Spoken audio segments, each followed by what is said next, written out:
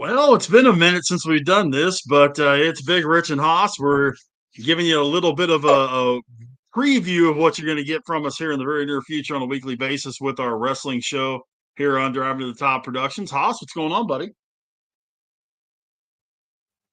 I'm good. I mean, we had a successful open mic last night where we got everything and no loss. I think the last time we were together talking something wrestling related, we predicted WrestleMania and something wrestling wise on this Drive to the Top Productions was a Hulk Hogan tribute show I did on my channel the day after he passed away.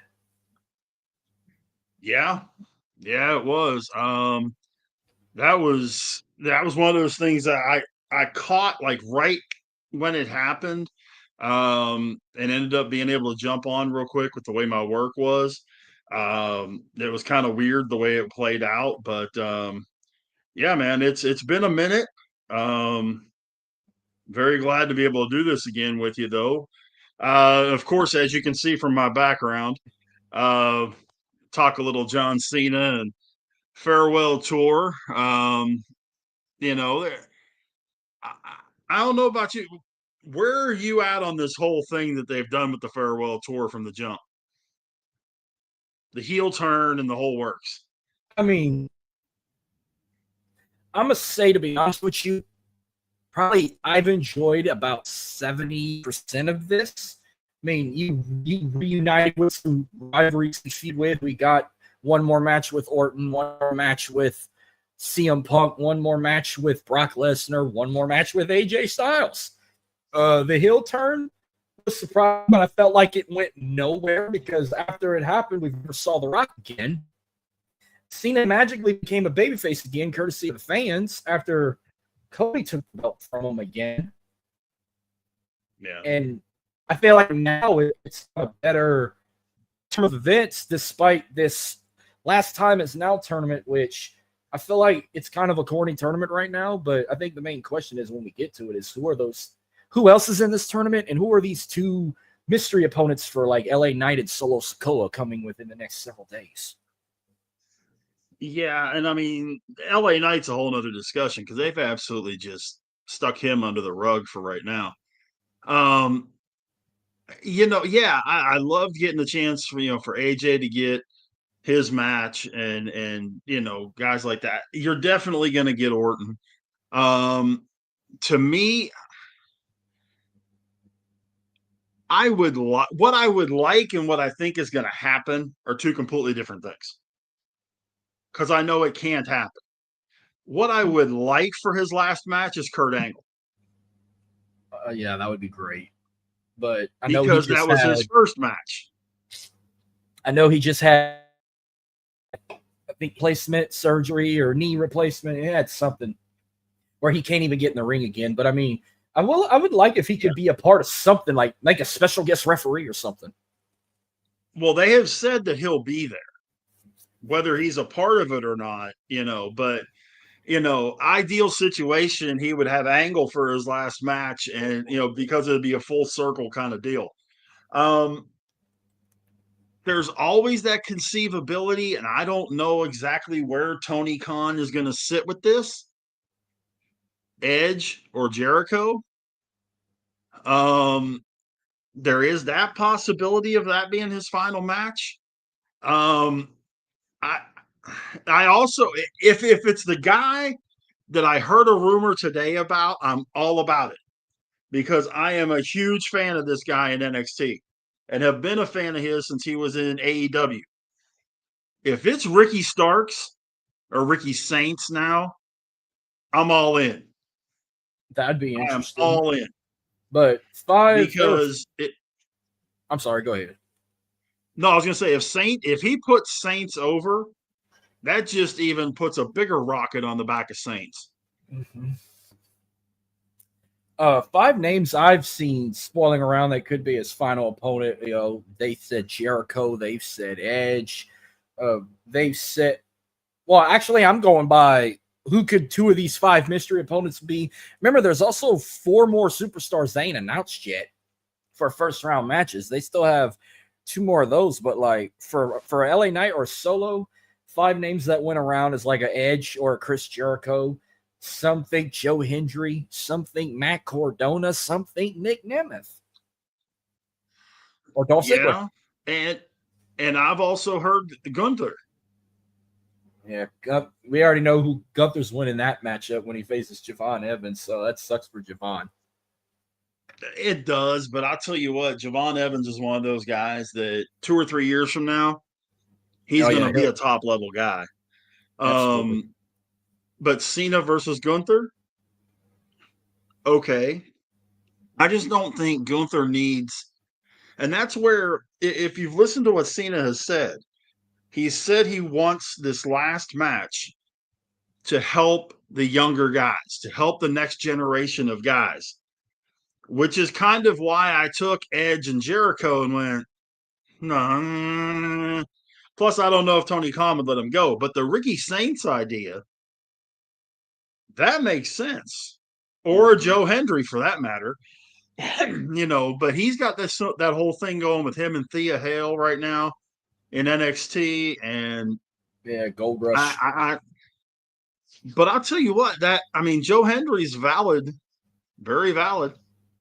But I'm with you. I'm really interested to see who these unknowns are. And because this isn't Vince, everybody's got to remember this. This is not Vince McMahon promoting this. So it's not one of those that nobody exists that's not in WWE. So it could, it might be a deal where you get how funny would it be for one of the unknowns to be Santino Marella? That'd be corny, but I don't think I've ever seen him feud with a Santino. But back to what you said. Yeah. But Ricky Saints would be like fantastic, especially for a guy like me who admires him, especially being from my state and everything. Oh yeah. He worked, he started out working with the guy that I went to high school with. I've told you about my buddy Randy Blakely. Yes. Lance Romance. And he worked with Ricky in the very beginning. I've got a picture of him with Ricky and Austin Theory and I'll think of who the other one is. But the three of them, all four of them together as part of the International Players Club. So, I go back to following Saints that far. I know Cena wants to do this the right way, and I know that there's been public outcry out there, or not necessarily public outcry, but public exposure to the fact that he's not real happy about how this whole tour has gone. I think a lot of it is with the whole box thing. Huh? I said I don't blame him one bit. No, I don't think that, me personally, and I thought it was kind of crummy. This is where the flip side of what I just said a minute ago. This isn't Vince McMahon promoting this thing. If Vince was promoting this thing, his last match would have been in Boston. No matter what, his last match would have been in Boston. But because Washington, D.C. threw more money on the table at TKO, then they're going to Washington, D.C. for Cena's last match instead of Boston, and made his last Boston appearance was this past Monday night. I'm not surprised. Are you surprised at all that they put the IC title on him? I'm kind of shocked, but then again, I'm kind of glad because I thought about long and hard how to say this live for people to watch. But when you think of greatest of all time, and I'm going back to go back to the 80s, you think of other guys who have been called that, like a Hulk Hogan or even an Undertaker, guys like them. They've never been a Grand Slam champion. Like Hogan's only been world champion and tag team champion. Undertaker's only been world champion, tag champ, hardcore champ. Shawn Michaels was quote unquote first Grand Slam champion, even though the U.S. title wasn't a thing back in the day. They had the European Championship that was like their other mid card title. Same with Triple H. I think even The Rock was considered a Grand Slam champion. Stone Cold Steve Austin wasn't even a Grand Slam champion. He just won the world title, IC title, tag titles, so forth. But for a guy like John Cena, who was that same level as a Hulk Hogan and a Stone Cold Steve Austin, to even, and no disrespect to guys like a Shawn Michaels or a Triple H, those guys that literally was the face. Like when you say WWE, you think of that name first. That's very adequate to say. And I've always wondered, I'm like, would they ever put the title on him? That'd be I wouldn't be surprised if they retired him without ever holding that at least once. Because we know he's held the U.S. title 5 times, tag titles 4 times, 17-time combined world champion, if you consider his 14 WWE title reigns and his 3 big gold belt reigns. But this was perfect for a guy like him. And then down the road, when Roman Reigns hangs those boots up, he can be in that list with Cena. Randy Orton the same way, AJ Styles the same way, Seth Rollins the same way. Cena kind of will be the first to pave that for guys that are going to be the face of it, first name in their mind when you say the face of WWE. Yeah, and I titled this thing Wrestling Royalty for that purpose. I mean, there's no question Cena is in that upper echelon when you talk about WWE and WWE/F. Even to go further back, if you want to talk Bruno Sammartino, guys like that. But I've never, and I realize this is going to catch me some flack, and feel free to fire away with the comments. I was never a Cena fan. After the Thugonomics thing I thought was cool, and it worked out okay. But when it got to the point that everything was exactly the same, it was just a different guy he was directing it at. The most entertaining stuff to me he ever did was the stuff with Stephanie. When they were going back and forth, that was the most entertaining stuff I think Cena's ever done. Now, on the flip side of that, and anyone that has ever listened to us on open mic night when we're talking about this stuff on Tuesday nights, what's one of the biggest things that I look at in an athlete? How do they interact with the kids? Top of the mountain. I mean, the guy holds the record for the most Make-A-Wish wishes and that kind of thing. Full credit, man. I mean, for him to do what he does for the kids, not just Make-A-Wish, but for the kids in general, you can't deny that. So, does he deserve this sort of, riding off into the sunset? Yeah. Is he the greatest of all time? Very debatable. He's on the list. He's on the list. Mm-hmm. I mean, I could put him top 5. I'm not sure I'd have him 1. You'd put him up there with what, like a Hogan, Stone Cold. See, I wouldn't put Hogan up there either. Okay, what would you put in your top Stone Cold? Yeah, Stone Cold. I would be up there. Flair would be up there. I think Undertaker would be up there. And this is probably going to get pretty controversial, but I'd put AJ Styles up there.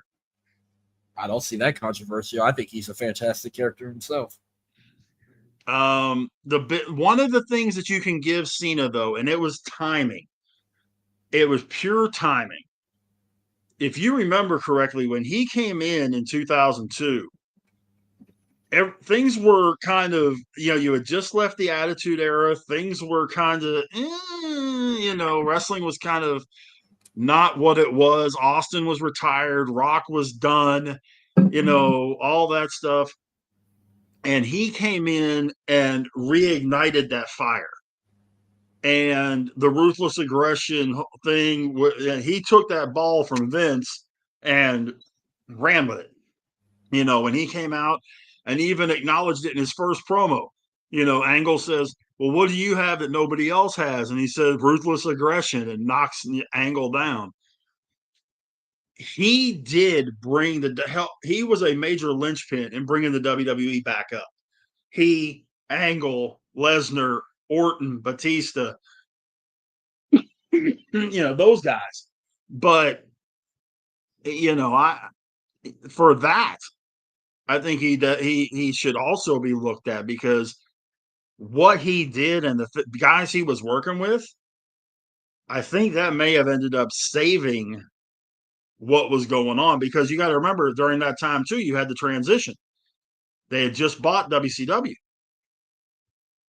so you got all this stuff going on with that. Plus, you've got the fact that The Rock and Stone Cold and these guys are going away. They're more kind of behind the scenes or sidelines. So, but I don't know about you. Do I? And the more I think about it, and the more with him doing this farewell tour and all that, do you ever wonder just how many pieces of merchandise this man has sold? Oh, I'm pretty sure he probably broke Stone Cold's Austin 316 shirt record. And that's not just in general, including how many different shirts he had on this tour. Every city he went, it was a different shirt. And Mm-hmm. thousands at least were sold in one night. And that's not including online or worldwide. And I mean, Rock made the joke about it, but it's the God's honest truth. He had enough shirts to make it look like a big bowl of Fruity Pebbles because you name the color, he had the shirt. And like you said, every city, it's kind of like when Lesnar was doing the Suplex City thing. Every place that he's gone on this tour, he's had t-shirts and wristbands and hats and all that stuff. I mean, this guy has sold so much merch. It's unbelievable. You can't turn around without seeing somebody in a John Cena something. I still think the most insane thing was when Rock made that joke saying he looked like a big fat bowl of Fruity Pebbles. Fruity Pebbles literally sponsored John Cena that year. And They that's when the did. different color shirts were coming to play, like every quarter of the month at least. He switched, like he went from, I think at that time, his shirt was purple. He had a purple shirt because he debuted that shirt, I think, around the fall of 2010. And I bought that one because it was LSU colors. Then he had the red one for WrestleMania 27. That was my alma mater's colors. I bought that one. He's done blue. He's done green. He's done pink for breast cancer. He's done orange. I bought the orange one too. He's Light done blue, yellow. yellow. Even though there's no black Fruity Pebble. I mean, yeah, he done black shirt, white shirt, gray He's also shirt. done red. Yeah, I mentioned red. Yeah, he did red and blue. Yeah. Yeah, like any color in the book, he did it. I was gonna say, I think the only one he may have never done was brown. I don't He's think he's done done. camo. He He's did done. camo when they were doing that tribute to the troops deal. He did That camo shirts. that was one thing military wise. I remember I bought. I remember the Bulldog shirt with the soldier helmet on it that he had around 2007. I was one of the Cena shirts I owned. Uh, Damn, I'm And talking that's like another one with him. I'm Well, talking but like that's it's the another Cena one with tribute him too. show. Yeah, Well, yeah, well, it kind of sort of is, but that's another thing about him too is his focus on the military. Because I think just from seeing what you see from him, right below the kids is the military. The respect that he has for veterans and active military and retired and it's you can tell there's a lot of legitimate respect there uh from him with those guys. And I think that's pretty cool too. But we I know that this was the kind of the main purpose of us doing this thing was to talk about Cena's farewell tour, the last match, the tournament, that kind of thing. Um, this tournament is weird. A lot of question marks yeah. out I feel there, like it's but yeah. I mean, I'm not hating who on would some of the stipulations they've had so far. Like Rusev beat Damian Priest, which that makes sense if you're trying to get Rusev to win it because Rusev's had history with Cena. Sheamus beating Shinsuke Nakamura. Remember, Sheamus won his first WWE title from Cena in 2009, and they've had some sort of a feud in 2010 as well. Not no big one, Who but would you I have? remember. If Well, you had the pencil, who would you have in Cena's last match? if we're going by who's in the tournament as of right now, with Miz and Jey Uso No. fighting. You Oh, are king of WWE right now. Who are you? You're Triple H. You're booking this whole thing. Who do you book as Cena's last opponent? well, like I would go one or two ways. If we're going with someone who's currently on the roster today, who's no stranger of retired people, I could say Gunther. His name's been roaming around a lot. Or if you want to go do a blast for the past for one last match, I'd just throw Edge in there because that was my favorite John Cena rival of all time. Yeah, Run it back one more time. I like both of those. Yeah, this is definitely one that there's just a lot of possibilities, and people can speculate all they want, but there's just a lot of possibilities. It's Now, gonna be interesting to see. unfortunately, we have a playoff game Friday, so I will not be watching SmackDown, but I will have that phone volume up loud if an alert goes off saying breaking news. So returns to fight LA Knight in the tournament. But Monday night I will be watching live because if it's first off, it's in New York City. That Raw in Boston was probably the best Raw I've seen in a long time. And they've had a lot of And that was shitty Cena's last Raws Raw. this last several months.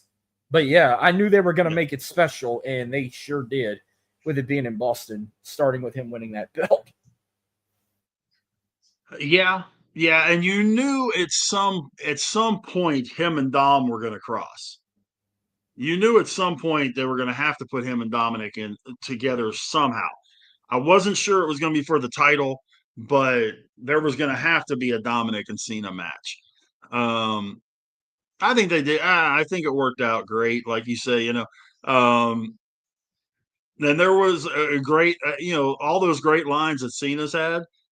Dominic had one in that promo when he said, when Cena said something about Eddie, being Eddie Guerrero would be ashamed of him, and he said, "You keep my dad's name out of your mouth." They keep going back to this Eddie's your dad kind of thing. Um, I'm curious to see how that's going to all finish out too when it's all said and done. But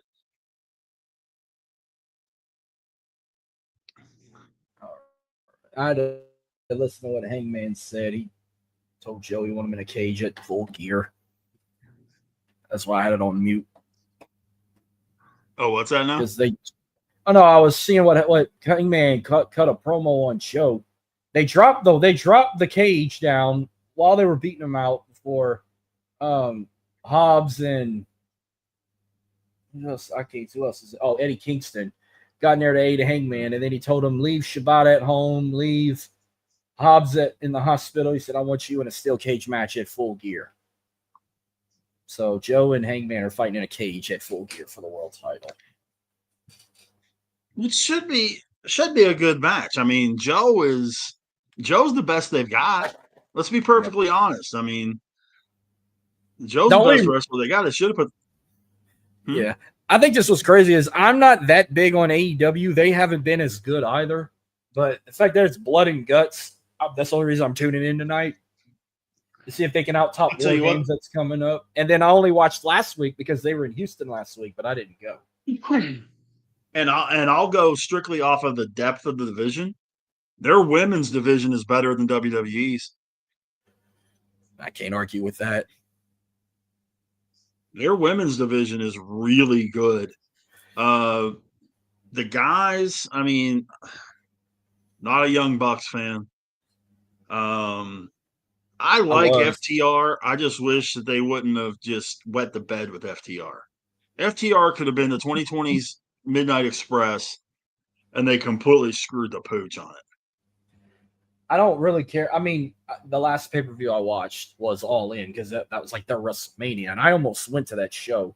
But other than that, I'm not paying for something that's technically half-assed like that every month. Now WWE, I really wasn't a big fan of the whole deal with ESPN because I haven't upgraded my account. I didn't really want to, but now with what I saw Monday night, I kind of want to watch Survivor Series now. So potentially soon at the end of the month, I'm gonna upgrade my ESPN account just to watch Survivor Series. So that being said, no, I did not watch WrestlePalooza and I did not watch Crown Jewel. Clash in Paris, the last one that was on Peacock was the last one I watched. Well, and to be honest, you haven't missed much. Um, With what I saw on X or social media, you're right. WWE right now, they've got a lot. They're taking a lot of spaghetti, throwing it against the wall, and seeing what sticks. Because like right now with Cody, everybody and their mother knows who Cody's best next opponent is. They just haven't done it yet. And they don't want to do it yet until Cena's farewell tour is over, and that's to turn Randy Orton. Yeah, probably ain't gonna get it to WrestleMania. At least Survivor or at least Royal Rumble. Yeah. Speaking of, My thinking is maybe Randy wins the Rumble or wins the Elimination Chamber. I could see him winning the Chamber. I don't know if they would let him tie Stone Cold's record, winning 3 Rumbles. That would be nice, but I cannot see them pulling the trigger on that. I thought Cena would have been the one to do it, but they gave it to Jay, which I did not hate because I was so big. I'm still a Jey Uso fan, and Jay's getting so much hate because they're just bored with the same old 4 letters, one word yeeting, and his entrance being just as long as Roman Reigns with getting a crowd hyped up. Like, he's gotten so much hate Yeah. after he won that title at WrestleMania. The only problem I have with Jey Uso, to be perfectly honest with you, is that he's just not real good in the ring. I mean, he has his few moves in that, but yeah, he now does he get the crowd going? Absolutely. There's no question about that. He gets the crowd fired up, and there's just no other way of looking at it. But when you think about it, I mean, he just he doesn't do much for me. And this whole thing with him going one way or the other, and is he going to turn on Jimmy? Is he not going to turn on Jimmy? You know, is there going to be a turn during War Games? Is he going to become part of the War Games thing? Which I know, you and I were talking about War Games. The men's War Games right now, they're still missing pieces because they're not going to go in 3-on-3. No. Right now, it's Cody, Punk, and Jey Uso against Braun, Bronson, and Logan Paul. Mm-hmm. Do you see? I see Lesnar getting in this thing somehow. Well, see, this is what I'm thinking right now. I guess they're trying to make it 5-on-5. These days I wouldn't mind 4-on-4 like classic way because I'm hearing about John Cena is potentially going to be on this team for his final PLE. I could see it happening. That'd be a fourth guy for, if you want to call him the All-Star team. Now, for a fourth guy to join the Vision, I can definitely see Drew McIntyre being in this match because he's got his thing with Cody Rhodes. Go team up with the Vision.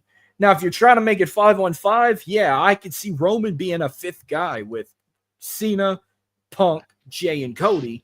And I'm thinking, who could be the fifth for the Vision? And if they get Drew McIntyre, and you just like you said, I've had a lot of people tell me Brock Lesnar.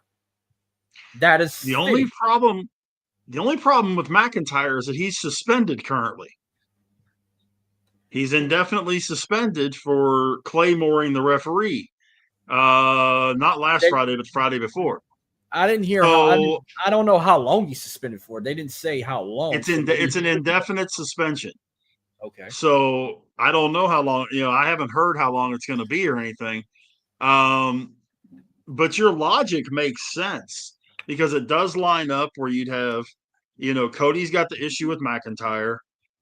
Lesnar still has the issue with Roman, and Roman still has the issue and Roman has the issue with Solo and his bunch, and you know, Punk's got a thing with Cena. Logan, even though you want to throw the Vision in too.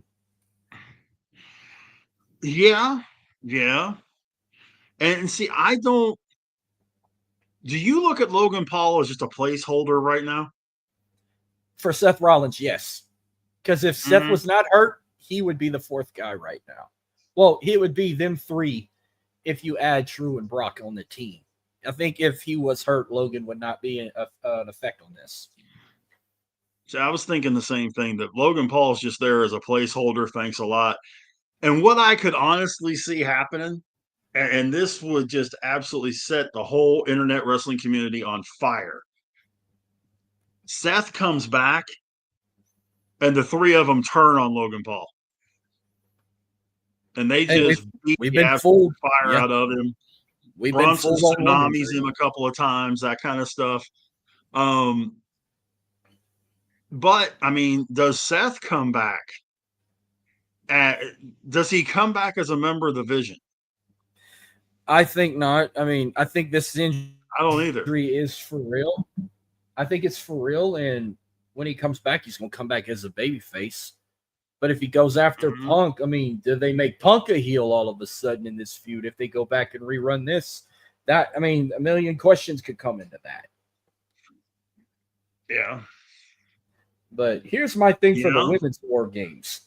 Right now it's 4-on-4. You got Rhea, Io, Alexa Bliss, and Charlotte Flair against Asuka, Kairi Sane, Nia Jax, and Lashley, which I love the pairing of Nia and Lash. I mean, I enjoyed Lash in NXT. She's killing it on SmackDown. If they make it 5-on-5 at first, when Nikki turned on Vakir, I said one or two things are going to happen. Either they're going to go one-on-one for that title, or they might drag that to maybe like Saturday night's main event and they put Nikki on one team and Vakir on the other, or you put Maxine and Becky in these two teams because they're also got a feud going on that's hot. And I'm calling it now. I think Maxine wins that title next week against Becky in MSG. I think she does too. I cannot in any way see putting Maxine Dupree in that match, in that War Games match. I can't see it. She's just not there yet. Could I see Stephanie and Nikki? Maybe. I think you leave them all out. I think you go 4-on-4 with the women. It's perfect the way it is right now because you got Rhea and Io and the Kabuki Warriors that want to rip each other's lungs out. You got Lash and Nia and Charlotte and Alexa that want to rip each other's lungs out. Leave it that way. Don't mess with it. Don't jack with the chemistry. Don't anything. Let those four go in there and just do their thing. I can't. I just don't know.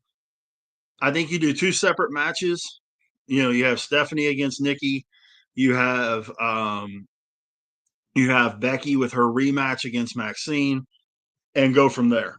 I wouldn't even mess with a fifth person. Okay. Wouldn't even jack with it. All right. I got one more thing that relates to Survivor Series we may see.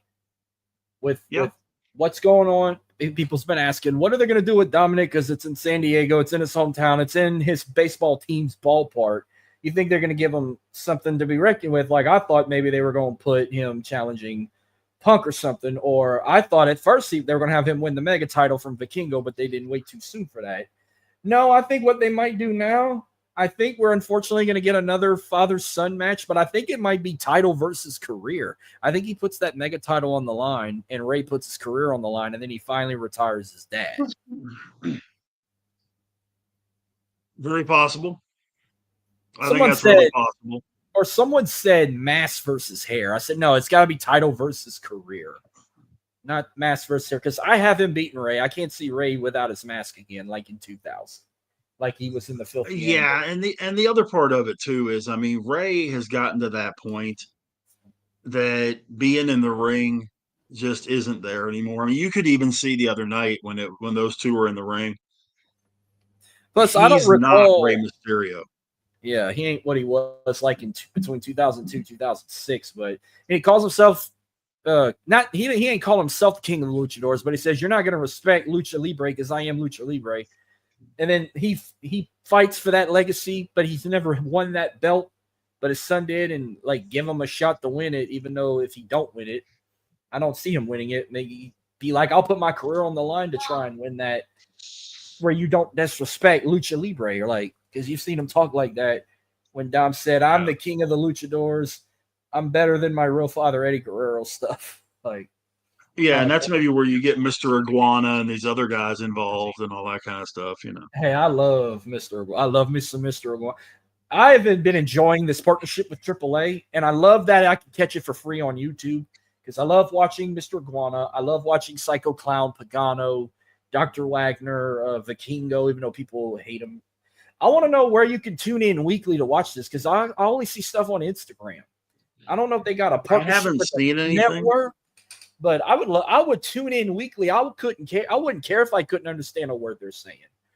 I've been enjoying the Worlds Collide shows or anything else they've done that where they streamed on YouTube. Triple Mania was and El Grande Americano.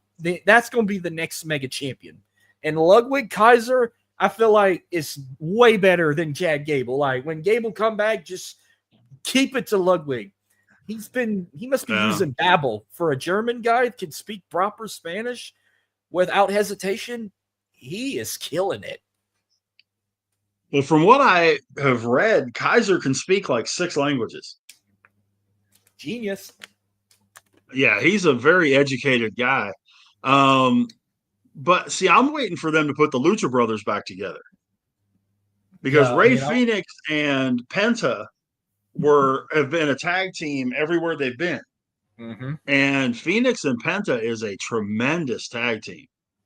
And I'm ready for them to put them back together. I'm ready for the Judgment Day to blow up. Because I I think we're gonna see. I think now that there's no belts and everything, I think we're gonna see that blow up before too long. to Raquel and well, Roxanne can handle their own thing. Finn and JD, I think, can either go their separate ways or stay as a tag team. And then Dom's gonna be doing his thing. well, to be honest, I feel like one or two things is going to happen that involves Judgment Day, but they're going to wait till Liv comes back. Either they officially break up for good, or they kick Dominic out, whether him and Liv are still a thing or not. Oh yeah. I don't think the Judgment Day is ever going to fall. Hmm. I feel like they could do better with it. I feel like they need the right guy to run it. And I've been saying you got to have Finn Balor run the Judgment Day. Not Dominic, not Liv, not Damian Priest, not Edge. It's got to be Finn Balor. If you're trying to make him a main event star again, I feel like this is probably the only way I can think of as of right now. Finn Balor just to me seems like a walking, talking pile of dull. There's no. I just don't see any fire. Any now when he does the demon character, whole different discussion. But Finn Balor is Finn Balor just doesn't seem to be. He just has no oomph. He has no reason to get people fired up. There's no there to me there's just nothing to get excited about. Really, there's nobody in the Judgment Day right now to get excited about. None of them. They need to add like better members, or they need to make some cuts and put some better members. I don't know who could be better. I mean, I That's the bad enjoyed. part. I don't know who's better. I mean, I liked that Roxanne was in it. I didn't care for Raquel being in it. I thought having Carlito in it was pretty funny, but then at first I didn't like JD being in it, but him and Finn are I think you can't break him and Finn up. They were made to be a tag team. So if you got it, I mean, Well, from Liv, I don't even find Liv perfect for that group. I'd rather Rhea was more fit for a female than Liv Morgan in that group. yeah, and see, I read something a while back that Finn and McDonough teamed up in Europe when they were wrestling in the United Kingdom and doing World of Sport and things like that. they were a tag team then. So that's what's really helped with them having this chemistry now. They had it before, and it was just a matter of reigniting the fire. um, yeah, I just don't. I'm with you. I don't know who you would put in if you took somebody out. Who do you put in? Exactly. Like, I mean, and I'm not talking about no call ups from NXT. I mean, I'm pretty sure there's someone on Raw or SmackDown. I can't find who yet to like, hey, I think he'd be perfect fit for the Judgment Day. Like, it's hard to tell. And I'm not talking The about the only one Wyatt that I Six. Let them do their own the only thing. one that I could honestly think of is Aleister Black. Aleister Black and maybe Selena Vega. I love her evil Oh side yeah, now. you'd have to bring Zelina with you. If you got to put Damian Priest back in it, put him back in it. I think Priest is pretty well set on his solo stuff right now. But But I yeah, when I said TKO drama, I thought of one or two things. I don't know where you want to start. Do you want to start with one of them? I don't even know if you want to consider it TKO's fault. It could be just a Triple H thing or creative fault. But what was your take on New Orleans getting WrestleMania taken away from them and having Vegas hosted 2 years in a row, and then down the road we get a WrestleMania in Saudi for their blood money, and the drama with LA Knight getting buried all because he grabbed a crowd sign that said, "We want LA Knight, not Jey Uso." well, the TKO end of things. I mean, I have a very funny feeling that just like with other things, see WrestleMania 40, that The Rock jumped the gun and using his power decided he was going to make this announcement in New Orleans that New Orleans was getting WrestleMania and all this other I was before there, everything was finalized. and I was there. And then they turned around and what was it, a week later, 2 weeks later? 2 months. Um, okay. But shortly thereafter, come to find out that Las Vegas got it for the second year in a row. That just to me is what I Mm-hmm. think happened because I think The Rock is really good at jumping the gun. Um, like I say, he did it at WrestleMania 40. He did it with the heel turn for Cena and bringing in, oh man, I'll think of his name in a second.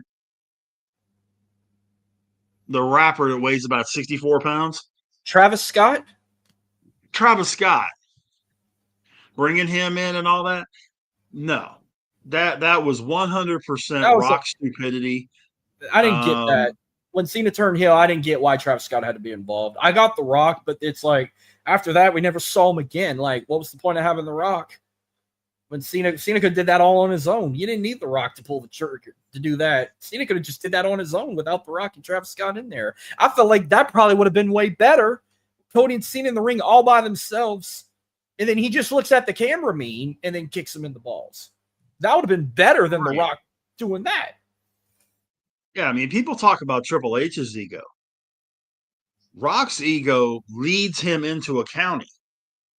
Now, I mean, granted, a lot of it is justified, but still, I mean, he has an ego that, especially being a high ranking official now in TKO, he's realistically Triple H's boss. If you look at the hierarchy of the company.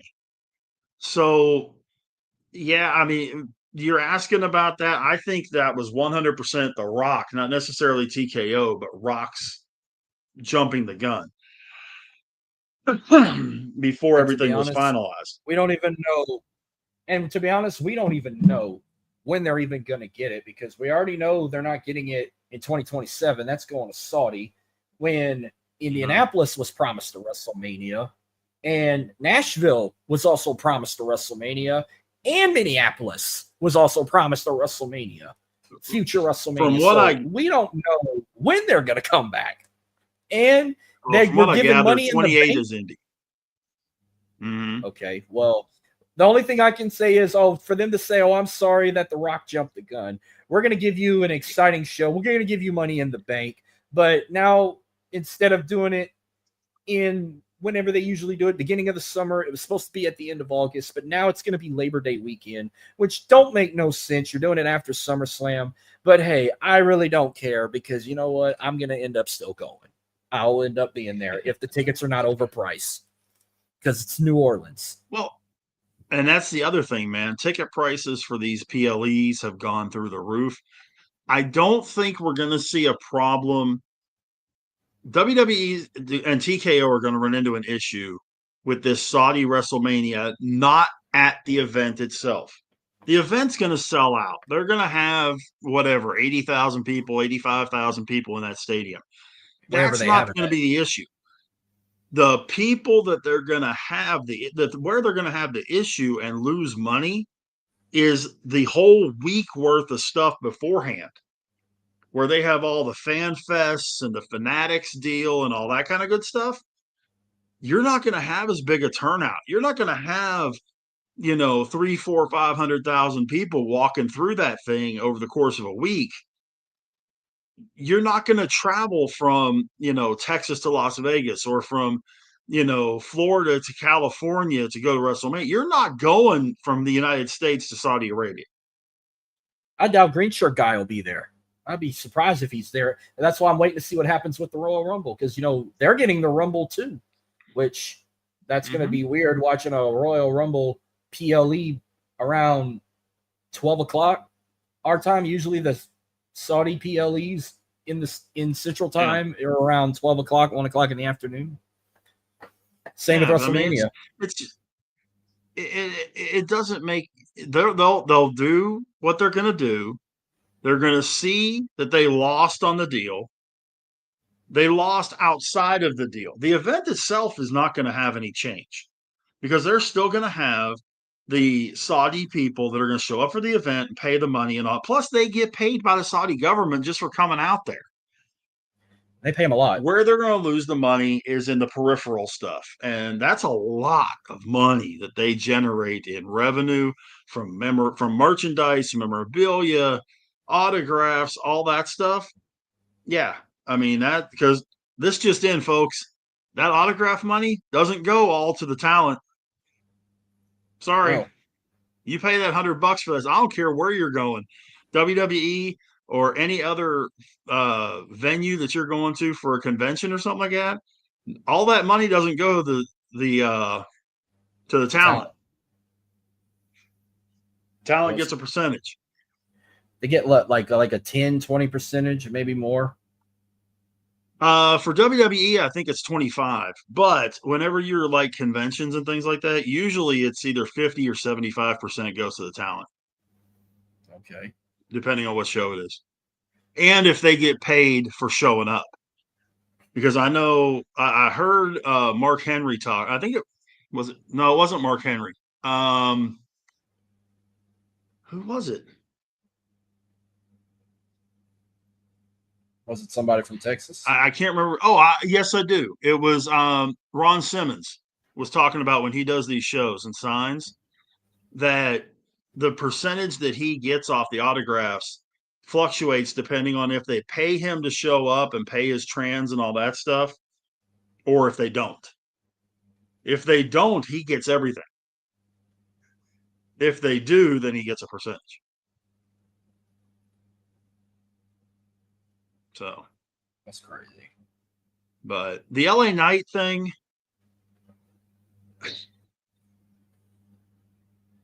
I don't know.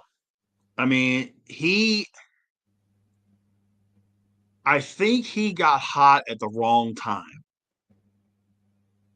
And I say that mainly because he got hot right at the point where you had Uso get hot and Cody was coming off of finishing the story, and you had all these other things going on, and he never really had that chance, kind of like McIntyre, to be honest, to break through that glass ceiling. And the fans want him to get those chances. But who are you going to move out of the way to give him those chances? I mean, are you going to move Randy Orton? Or are you going to move Drew McIntyre? Are you going to move Seth Rollins or Braun Breaker or somebody like that? I don't know. Well, I was hoping, like at Saturday night's main event, the recent one we just had, Drew would have won the title because I couldn't see him losing 3 consecutive times to Cody, which I've seen that happen with other superstars like Randy Orton losing 3 to Jinder Mahal, which I don't hinder the gender if we're going that far back. But I thought Cody was supposed to go shoot another movie in Hollywood. I know he did Street Fighter for like a month, but I swore I heard he was had a main character role for some mega film that's supposed to drop within 2 years. He was supposed to go shoot, unless they're going to do that after he ends up dropping it, maybe after WrestleMania or whenever they decide to take it off of him. He does. Drew does, but it's not until April. Okay. So Cody That probably film, that role. So what I read yesterday or today was that this whole suspension thing is supposed to have him out until Royal Rumble and have him win the Rumble. But then follow with me on this one. If he wins the Rumble, wins the title at WrestleMania. When's WrestleMania? April, mid-April, which it's still Right. weird. I'm used to it being very early April or end of March, but they changed all that a year ago. But if he's leaving to do the movie in April, why would you put the belt on him in April? No telling. And see, I don't know if this was true. I heard another reason why they did WrestleMania so late in April last year is because they didn't want to compete with the Final Four. They didn't. They didn't. They had 2 or 3. They didn't want to be competing with opening day for Major League Baseball. They didn't want to be competing with the Final Four. Plus, they wanted to give a little bit more time between Elimination Chamber and WrestleMania to build to the event. Which they booked the Rumble in February, which is another weird thing, and then Elimination Chamber very beginning of March, which I'm used to the Chamber being in March, but like the Rumble being on February 1st was just so off for me. Mm-hmm. Even though it was just the first of the month. They got their calendar all screwed up. I'm just used to being a January. I'm used to it as a January PLE. But going back to that SmackDown New Orleans, I was there, and that's TKO at the time. I think I spent $50 for that ticket when The Rock announced WrestleMania was going to come. I bought a ticket like 2 weeks before, and then when I found out the night before that The Rock was going to be there, I said, I'm so glad I bought a ticket just to see The Rock. Yeah. Again, because I've seen him countless times. Well, dude, I know you got another show you're going to be doing here in a few minutes. Absolutely. And for those tuning in, sorry for the wait. I know we promised this around SummerSlam, or we promised it around this time, but you look at a guy like Rich, he does like 3 shows on this network. He's got his NASCAR show, 2 Tire Change. He hosts his open mic night, and then he does his Steel City show with Adam. And then I got On the Go, and I occasionally pop on open mic. And then when it's UFL season, I'm a part of that as well. So it's like we do a lot of different shit on this network. We do, but we got to do this a little more frequently, man. We'll get it all together. Well, I can promise the people 3 shows coming soon. Even though tomorrow makes the 20-year anniversary of Eddie's death, they're declaring. I know Texas declared Eddie Guerrero Day on November 18th, and I said that'd be a perfect day to do a tribute for Eddie. I got a guy coming on for that. That same guy who's going to come on, I planned to announce I was doing a John Cena tribute show for his final match 2 days before Saturday night's main event on December 11th. He's coming on for that one, and it'll be a Thursday night show, so I figured if you don't have nothing going on, you can join us. And sometime this month, probably the week of Thanksgiving, I don't know what day yet, we're going to do a prediction show for Survivor Series. That's one thing at least we'll try, do prediction shows for the WWE ones, and then if we decide to do something for AEW, TNA, NXT, because that's the only other shows I'll watch. I don't watch Ring of Honor.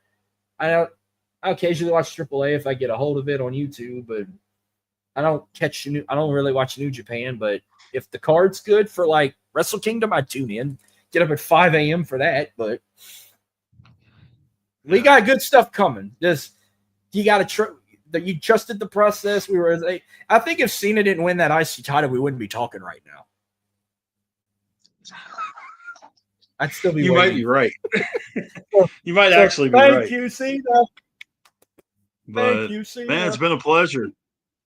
Yeah. I know for people who've seen this now, or if they've never seen before, you can find me at Big Hoss 337 on X. I'm also on Facebook, Instagram. My show I cover every Wednesday night at 9 on the go. That'll be going live in 10 minutes. That's on X at on the go _TXLA. So if you're going to be ready for that, get your popcorn ready in 10 more minutes. I'll be going live for that. There you go. And I'm on Twitter at BigRich8371 or on Facebook. It's just my name, Rich Richardson. Haas basically covered it, what my schedule is on the network. So I'm not going to go over that again, but we're going to try and make this thing a regular deal again. Haas, have a great show right after this, man. Get yourself a chance to get yourself something to drink and go back at it. Am I missing anything else? Or that's everything you've covered is what I said? Sir? I said, did I miss another show, or everything I said is what you cover? No, you covered every bit of it. You did great. You did fantastic. Two-Tower Change, Open Mic, Steel City. I thought I was missing something else I didn't know about. No, you got it all covered, man. Yeah, you got it all covered. So again, I didn't get to say it at the beginning, but I wasn't able to join you when you immediately went live after Hogan's passing because I was in the middle of the store trying not to burst into tears when I got the news about Hogan. So I was trying to deal with a customer, trying to keep a straight face. But, man, if I'd have been off that day, I would have hopped on immediately. But I had to wait till the next night to get myself ready to talk about this, which, I mean, it went well. Yeah, it affected a lot of people a lot of different ways. But I feel like if it was a very serious. I mean, it was very tragic. But I mean, the way people reacted. I mean, people had their own opinions about him. But I said when he passes, it was going to be as hard as like an Eddie death or Owen Hart or Bray Wyatt, but it wasn't even close because of his history with what he said on the radio.